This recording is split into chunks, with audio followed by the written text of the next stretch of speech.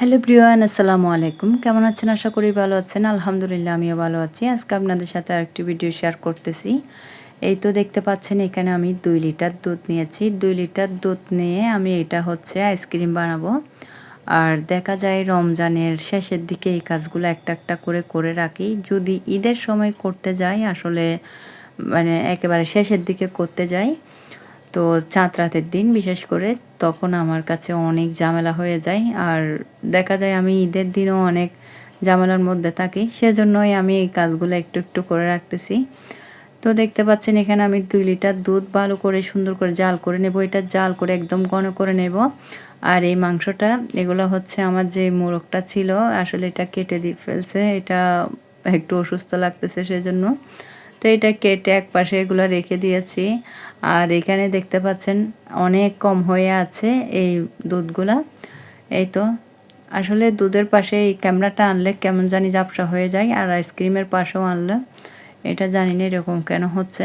তো দেখতে পাচ্ছেন এটা আমি দুধটা ভালো করে জাল করে নিচ্ছি। এই কাজটা আসলে চুলার পাশ থেকে একটুখানি সরানো যায় না, একদম এক নাগালে সুন্দর করে কাজগুলা করতে হয়। দোকানের কেনা আইসক্রিম থেকে 1 গুণ না 1000 গুণ মজা হচ্ছে এই বাসায় এই আইসক্রিমটা বানালে। আর এটা যেহেতু খাঁটি গরুর দুধ, দুধের একটা যখন ঘন হয়ে আসে সুন্দর স্মেল আসে এই দুধের, মানে খেতে এটা অনেক মানে স্বাদ লাগে। তো আমি এটা ভালো করে ঘন করে নিচ্ছি। একদম ফুল যখন 2 কাপের মতো হয়ে যাবে দুধগুলা, তখনই আমি চুলাটা অফ করে দেব। আর 2 কাপের থেকে একটু বেশি রেখে চুলাটা অফ করব। দেখা যায় ঠান্ডা হওয়ার পর এগুলো আরও ঘন হয়ে যায়। তো আমি এটা ঘন করে নিচ্ছি। এক নাগালে এই কাজটি করতে হয়, সুন্দর করে আসলে নেড়ে চেড়ে করতে হয়। নিচে যদি লেগে যায় আসলে আইসক্রিমটা খেতে ভালো লাগবে না, একটা বাজে ঘ্রাণ আসবে। তো সেজন্য আমি সুন্দর করে এটা জাল করে নিচ্ছি। এই তো দেখতে পাচ্ছেন এটা অনেক ঘন হয়ে এসেছে দুধটা। এই তো আর আসলে এই আইসক্রিমটা বানাইলে যদি বানানো হয় আমার বাচ্চারা অনেক খুশি হয় এই আইসক্রিমটা পাওয়ার পর। দেখতে পাচ্ছেন আমি সুন্দর করে এগুলো আমি ক্রিম দিয়ে সুন্দর করে বিট করে নিয়েছি। এরপরে আমি বক্সে করে নিয়ে নিচ্ছি। আর এটা হচ্ছে আমি ভ্যানিলা আইসক্রিমে রাখবো। এখানে আমি কোনো রকম কোনো ফ্লেভার দেব না, এটা ভ্যানিলা আইসক্রিম। আর এখানে সবশেষে কাঠবাদাম টুটি ফুটি দিয়ে একটু সাজিয়ে নেব। এটা পুরোপুরি অপশনাল, সৌন্দর্যের জন্য দিচ্ছি।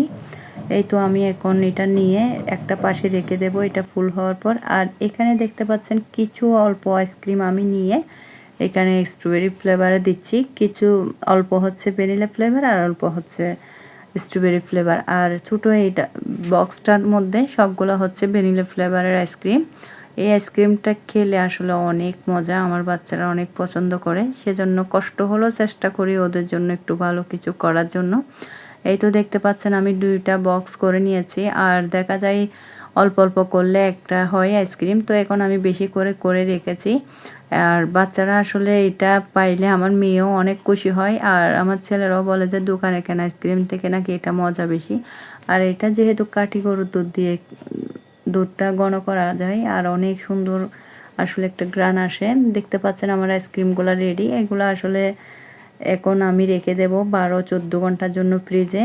এগুলো আমি ঈদের আগে অল্প অল্প করে কাজগুলো করে রাখতেছি, এতে করে শেষের দিকে আসলে আর কষ্ট হবে না। তো কিছু কাজ আগে থাকতে করে রাখলে আসলে আর ঝামেলা হয় না, সেই জন্য এই কাজগুলো করে রাখতেছি। এই তো দেখতে পাচ্ছেন মাশাআল্লাহ অনেক সুন্দর হয়েছে। এই তো এটা হচ্ছে ইফতারের পরে আমি, এই তো দেখতে পাচ্ছেন এইটা ইফতারের আগে করে নিয়েছি। আর এটা হচ্ছে ইফতারের সময় চাপটি পিঠার যে অল্প ব্যাটার ছিল এগুলো আমি করে দিচ্ছি। আমার ছেলে থেকে জিজ্ঞেস করতেছি আজকে কি এই পিঠাটা খাবে কিনা, বলতেছে হ্যাঁ খাবে। এই তো দেখতে পাচ্ছেন এটা খুব সুন্দর করে উঠে যাচ্ছে। আর একটু আগে আসলে প্রথমে 2টা করেছি, এগুলো খুব ভালো করে হচ্ছিল না কারণ গ্যাসটা একদম চলে গিয়েছে। তো এখন একেবারে বাহিরে সব দিক দিয়ে আজান পড়তেছে, এর মধ্যে আমি তাড়াহুড়া করে ওকে 2-3টা করে দিচ্ছি, ও যতটুকু খাবে তো তাড়াহুড়া করে ওকে দিয়ে দিচ্ছি।